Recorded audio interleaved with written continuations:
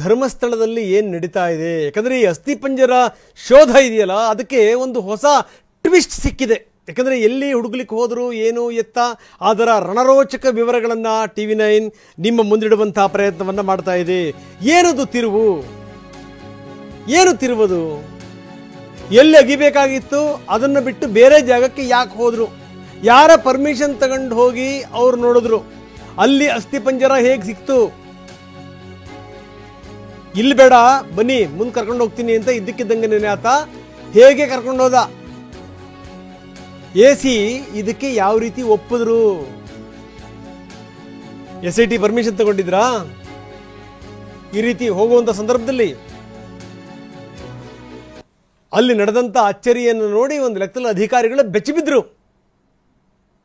11ನೇ point ಅಗಲಿಕ್ಕೆ ಹೋದಂಥ ಸಂದರ್ಭದಲ್ಲಿ ಆಗಿದ್ದದು. ಇದೆಲ್ಲ ಬೇಡ ಜಾಗ, ಬೇರೆ ಜಾಗ ತೋರಿಸ್ತೀನಿ ಬನ್ನಿ ಅಂತ ಆತ ಕರ್ಕೊಂಡು ಹೋದ. ಕರ್ಕೊಂಡು ಹೋಗಿ ಬೇರೆ ಕಡೆಗೆ ತೋರಿಸ್ತಾ. ಅಲ್ಲಿಂದ ಸರಿಸುಮಾರು ಒಂದು 120 ಮೀಟ್ರು ಅಲ್ಲಿ ಒಂದು ಅಚ್ಚರಿ ಕಾದಿತ್ತು. ಅದರ ವಿವರಗಳನ್ನು ನಾವು ನಿಮ್ಮ ಎದುರುಗಡೆ ಇಡ್ತಾ ಇದ್ದೀವಿ. ಇಲ್ಲಿ ಬೇಡ ಅಂತ ಆತ ಬೇರೆ ಕಡೆ ಪಾಯಿಂಟ್ ತೋರಿಸಿದ್ದ. ಅದು 13 ಪಾಯಿಂಟ್ಗಳ ವ್ಯಾಪ್ತಿಯಲ್ಲಿ ಇರಲಿಲ್ಲ. 11ನೇ ಪಾಯಿಂಟಿಂದ 120 ಮೀಟರ್ ದೂರ ಇದ್ದಂಥ ಒಂದು ಪಾಯಿಂಟ್ ಅದು. ಅಲ್ಲಿ ಪುರುಷನ ಸಂಪೂರ್ಣ ಅಸ್ಥಿಪಂಜರ ಅಲ್ಲಿ ಪತ್ತೆ ಆಯಿತು. ಇದು 13 ಪಾಯಿಂಟ್ಗಳಲ್ಲಿ ಇರಲಿಲ್ಲ. ಇದು ಬೇರೆ ಪಾಯಿಂಟ್. ಇದು ಅದನ್ನೀಗ 14ನೇ ಪಾಯಿಂಟ್ ಅಂತ ಗುರುತಿಸಿದ್ದಾರೆ ಅಧಿಕಾರಿಗಳು. ಪ್ರಶ್ನೆ ಬೇರೆ. ಆದರೆ ಇದನ್ನು ಮಾಡುವಂತಹ ಸಂದರ್ಭದಲ್ಲಿ, ಇದನ್ನು ಹುಡುಕ್ಲಿಕ್ಕೆ ಹೋದಂಥ ಸಂದರ್ಭದಲ್ಲಿ SITಗೆ ಏನಾದರೂ ಮಾಹಿತಿ ಕೊಟ್ಟಿದ್ರಾ ಸಂಬಂಧಪಟ್ಟಂಥ AC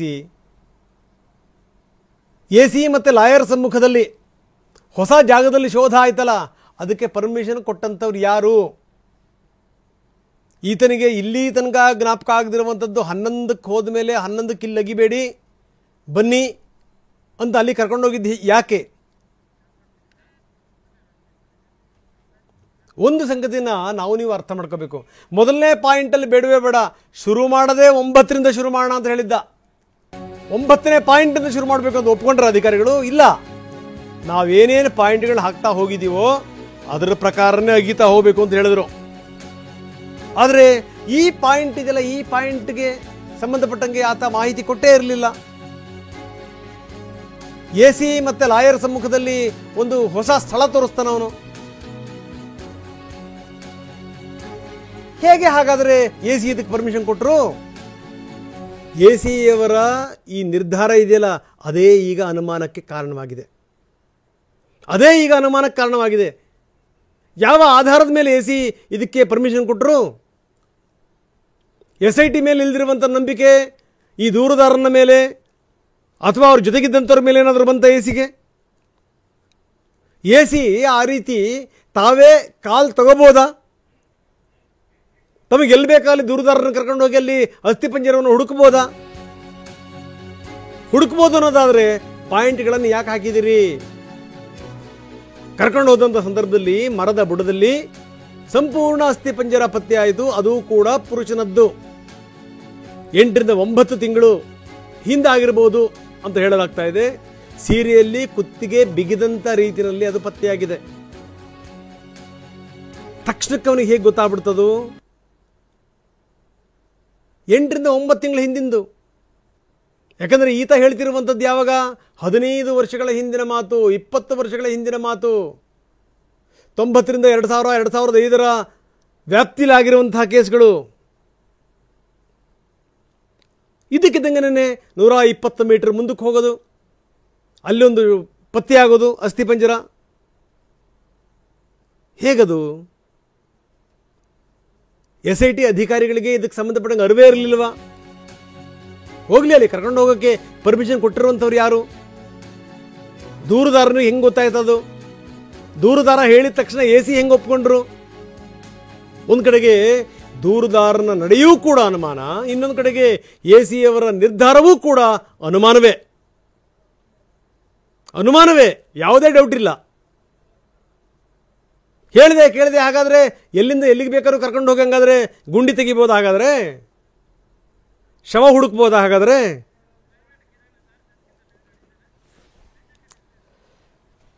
ಎಸ್, ಬನ್ನಿ ನಮ್ಮ ಜೊತೆಗೆ ಕಿರಣ್ ಈಗ ನಮ್ಮೊಂದಿಗೆ ನೇರ ಸಂಪರ್ಕದಲ್ಲಿದ್ದಾರೆ. ಕಿರಣ್ ಭಾಳ ಗಮನಿಸಬೇಕಾದಂಥ ಸಂಗತಿ, ನಾವು ಕೂಡ ನಿರಂತರವಾಗಿ ಮಾತಾಡ್ತಾ ಇದ್ದೀವಿ. ನೋಡಿ, ಈಗ ಒಂದು ಹೊಸ ಶಾಕ್ ಇದು.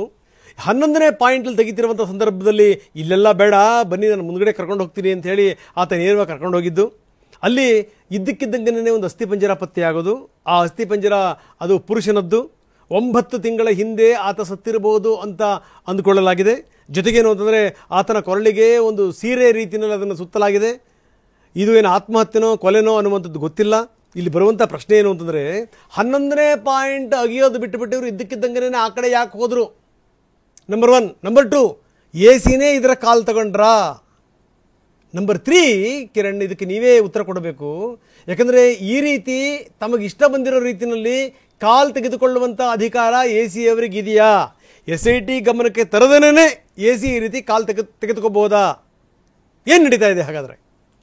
ರಂಗನಾಥ್, ಮುಖ್ಯವಾಗಿ ಧರ್ಮಸ್ಥಳದ ಸುತ್ತಮುತ್ತ ಸಾಕಷ್ಟು ನೂರಾರು ಶವಗಳನ್ನು ಉತ್ತಿಟ್ಟಿದ್ದೀನಿ ಅಂತ ಏನು 2 ವಾರಗಳ ಹಿಂದೆ ಆ ದೂರುದಾರ ಹೇಳಿದಕ್ಕೆ ಸಂಬಂಧಪಟ್ಟಂತೆ SIT ಅನ್ನು ಕೂಡ ರಚನೆ ಮಾಡಿದರು. SIT ಸಮ್ಮುಖದಲ್ಲೇ 13 ಪಾಯಿಂಟ್ಗಳನ್ನ ಆತ ತೋರಿಸ್ತಾನೆ. ಆ 13 ಪಾಯಿಂಟ್ ಒಳಗಡೆ ನಾನು ಇದು ಎಲ್ಲವೂ ಕೂಡ ಉತ್ತಿಟ್ಟಿದ್ದೀನಿ, ಅದು 2.5 ಅಡಿ 3 ಅಡಿಯಲ್ಲಿ ನಾನು ಉತ್ತಿಟ್ಟಿದ್ದೀನಿ ಅನ್ನೋದನ್ನ ಆತ ಹೇಳಿದ್ದ. ಈ ಸಂಬಂಧಪಟ್ಟಂತೆ ಡೇ 1 ಕೂಡ 1, 2, 3 ಅಂತ ಬರ್ತಾ ಇತ್ತು. 11ನೇ ಪಾಯಿಂಟಿಗೆ ಬಂದಾಗ 11ನೇ ಪಾಯಿಂಟ್ ಆಗಿಬೇಕಾಗಿದ್ದ ಜಾಗದಲ್ಲಿ ಸಂಬಂಧಪಟ್ಟಂತೆ SIT ಅಧಿಕಾರಿಗಳಿರ್ಬೋದು, ಏನು ದೂರುದಾರ ಮತ್ತೆ ಆತನ ಪರ ವಕೀಲರು ಇರ್ಬೋದು, ಮತ್ತೆ ಎಸಿ ಸಮ್ಮುಖದಲ್ಲಿ ಕಳೆದ ಏನು 1 ವಾರದಿಂದ ನಡೀತಾ ಇತ್ತು ಅದು ಕೂಡ 11ನೇ ಪಾಯಿಂಟಲ್ಲಿ ತೆಗೆಯಕ್ಕೆ ಅಂತ ಶುರು ಮಾಡೋ ಅಷ್ಟೊತ್ತಿಗೆ ಆತ ಇಲ್ಲಿ ಬೇಡ, ಇಲ್ಲಿಂದ ಮತ್ತೆ ಮುಂದಕ್ಕೆ ಹೋಗೋಣ ಅಂತ ಅಲ್ಲಿಂದ ಮುಂದಕ್ಕೆ ಕರ್ಕೊಂಡು ಹೋಗ್ತಾನೆ. ಆದರೆ ಇದಕ್ಕೆ ಸಂಬಂಧಪಟ್ಟಂತೆ ಯಾಕೆಂತಂದ್ರೆ ಅವನ ತೋರಿಸಿರುವಂಥ ಜಾಗದಲ್ಲಿ ತೆಗೆದ್ಬಿಟ್ಟು ಬೇರೆ ಜಾಗಕ್ಕೆ ಕರ್ಕೊಂಡು ಹೋಗ್ತಾನೆ. ಅದಕ್ಕೆ ಆ ಸಂಬಂಧ ಅಲ್ಲಿಂದ ಸುಮಾರು 120 ಮೀಟರ್ಗೆ ಹೋಗಿ ಆ ಜಾಗ ಅಲ್ಲಿ ತೋರಿಸ್ತಾನೆ. ಅಷ್ಟೊತ್ತಿಗಾಗಲೇ ಅಲ್ಲೊಂದು 8-9 ತಿಂಗಳದ ಒಂದು ಅಸ್ಥಿಪಂಜರ ಅಲ್ಲಿ ಬಿದ್ದಿರುತ್ತೆ. ಈ ಮರದ ಬುಡಕ್ಕೆ ಒಂದು ಸೀರೆ ಕಟ್ಟ ಇರುವಂಥದ್ದು, ಅದು ಪುರುಷನದು ಅನ್ನೋದು ಕೂಡ ಗೊತ್ತಾಗುತ್ತೆ ಅಂತಿಮವಾಗಿ. ಅಲ್ಲಿಗೆ ಹೋಗಿದ್ದೇನೆ. ಯಾಕೆಂತಂದರೆ ಅದು ಆತ ಹೇಳೋದ ಪ್ರಕಾರ ನಾನು 2014 ಕೂಡ ನಾನು 94ರಿಂದ ಸಾಕಷ್ಟು ನೂರಾರು ಶವಗಳನ್ನು ಓದ್ತಿದ್ದೆ. ಅಂದರೆ ಅವನಿಗೆ ಗೊತ್ತಿಲ್ಲದಿದ್ದು, ಏಕೆಂದರೆ ಅವ್ನು 2014 ಆದ ನಂತರ, ಅಂದರೆ ಇದು 1 ವರ್ಷದ ಒಳಗಡೆ ಇರುವಂಥ ಈ ಒಂದು ಶವ, ಅದ್ರ ಬಗ್ಗೆ ಆತನಿಗೆ ಹೆಂಗೆ ಮಾಹಿತಿ ಗೊತ್ತು? ಅದಕ್ಕೆ ಸಂಬಂಧಪಟ್ಟಂತೆ ಏನಕ್ಕೆ ಅಲ್ಲಿ ಹೋದ್ರೂ ಕೂಡ ಅದು ಲೋಕಲ್, ಇದು ಈ SIT ಅವರು ಬೇರೆ ಮಾಡ್ತಾ ಇರುವಂಥ ವಿಚಾರಗಳೇ ಬೇರೆ. ಈಗ ಅಲ್ಲಿ ಸಿಕ್ಕಿರುವಂಥ ಅಸ್ಥಿಪಂಜರ ಅದನ್ನು ಕೂಡ ಲೋಕಲ್ ಪೊಲೀಸರು ಕೇಸ್ ರಿಜಿಸ್ಟರ್ ಮಾಡಿಕೊಂಡು ಅದನ್ನು ಯಾರು ಏನು ಅನ್ನೋದ್ರ ಬಗ್ಗೆ ತನಿಖೆ ಮಾಡಬೇಕು. ಯಾಕೆಂದ್ರೆ ಈತ ಹೇಳುವಂಥದಕ್ಕೆ ಅದಕ್ಕೂ ಸಂಬಂಧವೇ ಇಲ್ಲ. ಆದರೂ ಕೂಡ ಅಲ್ಲಿ ಎಸಿ ಸಮ್ಮುಖದಲ್ಲೇ ಕಂಪ್ಲೀಟ್ ಆಗಿ ಅದನ್ನೆಲ್ಲವೂ ಕೂಡ ಫೋರೆನ್ಸಿಕ್ ಎಕ್ಸ್ಪರ್ಟ್ಸ್ ಎಲ್ಲ ಅದನ್ನೆಲ್ಲ ಕಲೆಕ್ಟ್ ಮಾಡ್ತಾರೆ. ನೂರಾರು ಮೂಳೆಗಳು ಏನು ಸಿಕ್ಕಿತ್ತು, ಸ್ಕೆಲಿಟನ್ ಇರ್ಬೋದು, ಅದನ್ನೆಲ್ಲವೂ ಕೂಡ ತಗೋತಾರೆ. ಯಾಕೆಂದ್ರೆ ಅದು ರೀಸೆಂಟ್ 1 ವರ್ಷದೊಳಗಡೆ ಆಗಿರುವಂಥ ಘಟನೆ ಅದು ಅಂತ ತಿಳಿದು ಬರ್ತಾ ಇದೆ. ಅಲ್ಲಿಗೆ ಗೊತ್ತಿದ್ದ ಯಾರು, ಅಲ್ಲಿಗೆ ಅವನಿಗೆ ಆ ಒಂದು ಅಲ್ಲಿದೆ ಅನ್ನೋದು ಹೇಗೆ ಗೊತ್ತಾಯಿತು? ಇದು ಸಂಬಂಧಪಟ್ಟಂತೆ ಎಲ್ಲೋ ಒಂದು ಕಡೆ ಈ ಒಂದು ತನಿಖೆ ಅಥವಾ ಬೇರೆ ದಿಕ್ಕಿಗೆ ತಗೊಂಡು ಹೋಗುವಂಥ ವ್ಯವಸ್ಥಿತ ಏನಾರ ನಡೀತಾ ಇದೆಯಾ ಅನ್ನೋ ಅನುಮಾನಗಳು ಅಲ್ಲಿದ್ದಂಥ ಸಾರ್ವಜನಿಕರಿಗೆ ಹುಟ್ಟಾಗಿದೆ. ಈ ಸಂಬಂಧಪಟ್ಟಂತೆ SIT ಅಧಿಕಾರಿಗಳು ಕೂಡ ಕೆಲವೊಂದಷ್ಟು ಬೇಸರ ವ್ಯಕ್ತಪಡಿಸಿದ್ದಾರೆ. ಏಕೆಂದರೆ ಏಕಾಏಕಿ ಎಸಿ ಏನಕ್ಕೆ ಈ ಒಂದು ನಿರ್ಧಾರವನ್ನು ತಗೊಂಡ್ರು? ಯಾಕೆಂದರೆ ಇಲ್ಲಿ ಮಾರ್ಕ್ ಮಾಡಿರುವಂಥದ್ದಕ್ಕೆ ಮಾತ್ರ ಅವನೇ ಖುದ್ದಾಗಿ ದೂರುದಾರ ತೋರಿಸಿರುವಂಥ ಜಾಗವನ್ನು ಬಿಟ್ಟು ಬೇರೆ ಜಾಗವನ್ನು ಮತ್ತೆ ಇನ್ನೊಬ್ಬ ನಿನ್ನೆ ಅಷ್ಟೇ ಮತ್ತೊಬ್ಬರು ಬಂದು ಕಂಪ್ಲೇಂಟ್ ಅನ್ನು ಕೊಡ್ತಾರೆ. ಈ ತರದ ಪದೇ ನಾವು ಎಲ್ಲವೂ ಕೂಡ ಅಗಿಯಕ್ಕಾಗಲ್ಲ. ಎಲ್ಲಿ ಅವನು ಕೊಟ್ಟಿದ್ದೋ ಅಂದ್ರೆ ಇದೇ ಒಂದು ಜಾಗದಲ್ಲಿ ನಾನು ಊತಾಕಿದ್ದು ಅಂತ ಅದನ್ನ ಮಾಡಬೇಕು ಹೊರತು ಬೇರೆ ಜಾಗಕ್ಕೆ ಹೋಗಿರೋದು ಮತ್ತೆ ಬೇರೆ ಕಡೆ ಹೋಗಿರುವಂತದ್ದು ಎಲ್ಲೋ ಒಂದ್ ಕಡೆ ಅಲ್ಲಿ ಅಧಿಕಾರಿಗಳ ನಡುವೆ ಕೂಡ ಬರುವಂತ ಪ್ರಶ್ನೆ ಅಂತಂದ್ರೆ, ಈಗ ಮುಂದೆ ಏನು ಹಾಗಾದ್ರೆ ಈ ರೀತಿ ಈ ಮನಸೋ ಇಚ್ಛೆ ಯಾರ್ಯಾರು ಏನೇನು ತೋರಿಸ್ತಾರೆ ಅಲ್ಲೆಲ್ಲ ಹೋಗಿ ಇವ್ರು ಅಗಿಯೋದು ಅಥವಾ ಇವರೆಲ್ಲ ಹೋಗಿ ಈ ಅಸ್ಥಿ ಪಂಜರಗಳನ್ನ ಹುಡ್ಕೊಂಡ್ಬರೋದು ಹಿಂಗೆಲ್ಲ ಆಗ್ಬಿಟ್ರೆ ಮುಂದೇನು? SIT ಅಂತ ಮಾಡಿರುವಂಥದ್ದು ಏನು? ಇದಕ್ಕೆ ಸಂಬಂಧಪಟ್ಟಂಗೆ ಸರ್ಕಾರ ಇದನ್ನು ಯಾವ ರೀತಿ ಸೀರಿಯಸ್ ಆಗಿ ಪರಿಗಣಿಸಬೇಕು? ಯಾಕಂದರೆ ಒಂದೇ ಒಂದು ಸ್ಟೇಟ್ಮೆಂಟನ್ನು ಕೂಡ ಸಂಬಂಧಪಟ್ಟಂಥವ್ರು ಕೊಡ್ತಾ ಇಲ್ಲ. ಯಾಕಂದರೆ ಅದು ಒಳ್ಳೆ ಕೆಲಸ. ಪರಮೇಶ್ವರ್ ಅವರು ಕೇಳಿದಂಥ ಸಂದರ್ಭದಲ್ಲೂ ಕೂಡ ಪರಮೇಶ್ವರ್ ಅದೇ ಮಾತನ್ನು ಹೇಳಿದ್ರು. ನೋಡಿ, SIT ರಚನೆ ಮಾಡಿದ್ದೀವಿ, ನಾವು ತುಂಬ ಚೆನ್ನಾಗಿ ಕಾರ್ಯನಿರ್ವಹಿಸ್ತಾ ಇದೆ, ಅದಾಗೋ ತನಕ ನಾನು ತಪ್ಪಿ ಇದಕ್ಕೆ ಸಂಬಂಧಪಟ್ಟಂಗೆ ಮಾತಾಡಲ್ಲ ಅಂತ. ಆದರೆ ಹಿಂಗೆ ಇದ್ದಕ್ಕಿದ್ದಂಗೆ ಎಸಿ ಒಂದು ಕಾಲ್ ತಗೋತಾರೆ. ಎಲ್ಲೋ ಒಂದು ಕಡೆ 11ನೇ ಪಾಯಿಂಟ್ ಬಿಟ್ಟು ಇನ್ನೊಂದು ಪಾಯಿಂಟ್ಗೆ ಹೋಗ್ತಾರೆ. ಕಿರಣ್, ಜಸ್ಟ್ ಗಮನ ತರ್ತಾ ಇದ್ದೀನಿ, ಮೊದಲನೇ ಪಾಯಿಂಟ್ ಬೇಡವೇ ಬೇಡ, ನೇರವಾಗಿ 9ನೇ ಪಾಯಿಂಟಿಂದ ಶುರು ಮಾಡಬೇಕು ಅಂತ ಹೇಳಿದ್ದೆ ಒಂದು ದೂರುದಾರ. SIT ಅಧಿಕಾರಿಗಳು ಹೇಳಿದ್ರು ನೋ, ಇಲ್ಲ, ನೀವು ಹೇಳ್ದಂಗೆಲ್ಲ ಆಗಲ್ಲ, ಇದು ನಾವೇನು ಹೇಳಿದ್ದೀವಿ, ನಾವು ಯಾವ ರೀತಿ ಪ್ಲಾನ್ ಮಾಡ್ಕೊಂಡಿದ್ದೀವಿ ಹಂಗೆ ಆಗುತ್ತೆ, 1, 2, 3, 4 ಹಂಗೇನೆ ಹೋಗಬೇಕು, 9ನೇ ಪಾಯಿಂಟಿಗೆ ಹೋಗೋಕ್ಕಾಗಲ್ಲ ಅಂತ. 11ನೇ ಪಾಯಿಂಟಿಂದ ಇದ್ದಕ್ಕಿದ್ದಂಗೆ ಅದಕ್ಕೆ ಗುರುತೇ ಮಾಡದಿರುವಂಥ 14ನೇ ಪಾಯಿಂಟಿಗೆ ಇವ್ರು ಹೋಗ್ತಾರೆ ಅಂತಂದ್ರೆ ಕಿರಣ್, ಏನು ನಡೀತಾ ಇದೆ ಹಾಗಾದರೆ? ಅಲ್ಲ ಅದೇನೆ ಯಾಕೆಂತಂದ್ರೆ ಇಲ್ಲಿ ಒಂದು ಕೋಆರ್ಡಿನೇಷನ್ ಇಂಪಾರ್ಟೆಂಟ್ ಆಗುತ್ತೆ SIT ಅಧಿಕಾರಿಗಳು ಮತ್ತೆ AC ನಡುವೆ. ಯಾಕೆಂದ್ರೆ AC ಸಮ್ಮುಖದಲ್ಲಿ ಇವೆಲ್ಲವೂ ಕೂಡ ಆಗ್ಲೇಬೇಕು. ಅಧಿಕಾರಿಗಳು ಈ ಒಂದು ಮಾರ್ಕೆ ಮಾಡಿದ್ರೆ ಕಂಪ್ಲೀಟ್ ಆಗಿ ಡಿಗ್ಗಿಂಗ್ ಮಾಡುವಂತದ್ದು ಅವರ AC ಸಮ್ಮುಖದಲ್ಲಿ ಆಗಬೇಕು. ಆದ್ರೆ ಇಲ್ಲಿ 11ನೇ ಪಾಯಿಂಟ್ ಬಿಟ್ಟು ಮತ್ತೊಂದು ಜಾಗಕ್ಕೆ ಹೋಗಿ ಅಲ್ಲಿ ಸಿಗುವಂತದ್ದು ಅದನ್ನು ಕೂಡ ಇದೇ ಪ್ರಕರಣಕ್ಕೆ ತಗೊಳ್ಳುವಂತದ್ದು ಅಥವಾ ಅದನ್ನ ತನಿಖೆ ಮಾಡಕ್ಕೆ SIT ಅಧಿಕಾರಿಗಳು, ಯಾಕೆಂದ್ರೆ ಅದನ್ನ ಲೋಕಲ್ ಪೊಲೀಸರು ಮಾಡಬೇಕು, ಅದಕ್ಕೆ ಸಂಬಂಧಪಟ್ಟಂತೆ ಅದಕ್ಕೆ ಬೇರೆನೆ ಕಂಪ್ಲೀಟ್ ಆಗಿ. ಆದ್ರೆ ಇದನ್ನು ಕೂಡ ಅದರೊಳಗಡೆನೆ ತಗೊಳ್ಳುವಂತ ಕೆಲಸವನ್ನು ಕೂಡ ಈಗ ನಡೀತಾ ಇದೆ. ಈ ಎಲ್ಲೋ ಒಂದ್ ಕಡೆ ಈ ಒಂದು ಕಂಪ್ಲೀಟ್ ಆಗಿ ನಡೀತಾ ಇರುವಂತಹ ತನಿಖೆ ಅಥವಾ ಬೇರೆ ಬೇರೆ ಕಡೆ ದಿಕ್ಕಿಗೆ ಹೋಗ್ತಾ ಇರುವಂತದ್ದು ಈಗ ಕಂಡು ಬರ್ತಾ ಇರುವಂತದ್ದು. ಜೊತೆಗೆ ಇನ್ನು ಉಳಿದಂತೆ ಮತ್ತೊಬ್ರು ಬರ್ತಾರೆ, ನಾಳೆ ಮತ್ತೊಬ್ರು ಬರ್ತಾರೆ, ಈ ರೀತಿ ಎಲ್ಲವೂ ಕೂಡ ಆಗ್ತದೆ. ಆದ್ರೆ ಇಲ್ಲಿ ಕೂಡ ಆತ ಹೇಳುವಂತದ್ದು ಏನಿತ್ತು, ಏನು ದೂರು ಕೊಟ್ಟಿದ್ದು 2014 ವರ್ಗೂ ಕೂಡ ಏನು ನಾನು ಅಲ್ಲಿಗೆ ಕೆಲಸ ಮಾಡಿದ್ದೆ ಅನ್ನೋ ಸಂಬಂಧಪಟ್ಟಂತೆ ಕೊಟ್ಟಿದ್ನು, ಅದು ಬಿಟ್ಟು ಈಗ 1 ವರ್ಷದಿಂದ ಆಗಿರುವಂತ, ಯಾಕೆಂತಂದ್ರೆ ಅದು ಪುರುಷಂದು ಈಗ ಫಸ್ಟ್ 6ನೇ ಪಾಯಿಂಟ್ ಅಲ್ಲೂ ಕೂಡ ಸಿಕ್ಕಿರುವಂತದ್ದು ಸುಮಾರು ಒಂದು ಇಲ್ಲಿವರೆಗೂ ಅದು ಕೂಡ ಪುರುಷನದು ಕೂಡ ಕನ್ಫರ್ಮ್ ಆಯ್ತು. ಇವಾಗ ನಿನ್ನೆ ಕೂಡ ಏನು ಸಿಕ್ಕಿದೆ ಅದು ಕೂಡ ಪುರುಷನದ ಅನ್ನೋದು ಕೂಡ ಕನ್ಫರ್ಮ್ ಆಗಿದೆ. ಅದು 8-9 ತಿಂಗಳದ ಅನ್ನೋದು ಕೂಡ ಕನ್ಫರ್ಮ್ ಆಗ್ತಾ ಇದೆ. ಈ ಸಂಬಂಧಪಟ್ಟಂತೆ ಫೋರೆನ್ಸಿಕ್ ಎಕ್ಸ್ಪರ್ಟ್ಸ್ ಅದನ್ನ ತನಿಖೆಯನ್ನ ಮಾಡ್ತಾ ಇದ್ದಾರೆ. ಒಟ್ಟಾರೆ ಇಲ್ಲೆಲ್ಲೋ ಒಂದ್ ಕಡೆ ಈ ಒಂದು ದಾರಿ ತಪ್ಪಿಸುವಂತದ್ದು ಅಥವಾ ಬೇರೆ ಬೇರೆ ತರದ ಎಲ್ಲೋ ಷಡ್ಯಂತ್ರ ನಡೀತಾ ಇರುವಂತದ್ದು ಎಲ್ಲೋ ಒಂದ್ ಕಡೆ ಕಂಡು ಬರ್ತಾ ಇರುವಂತದ್ದು ನಿಧಾನವಾಗಿ ಅಲ್ಲಿ ಸಾರ್ವಜನಿಕರು ಮಾತಾಡ್ತಾ ಇದ್ದಾರೆ. ಕಿರಣ್, ನೀವು ಹಾಗೆ ನೀವು ಸಂಪರ್ಕದಲ್ಲಿ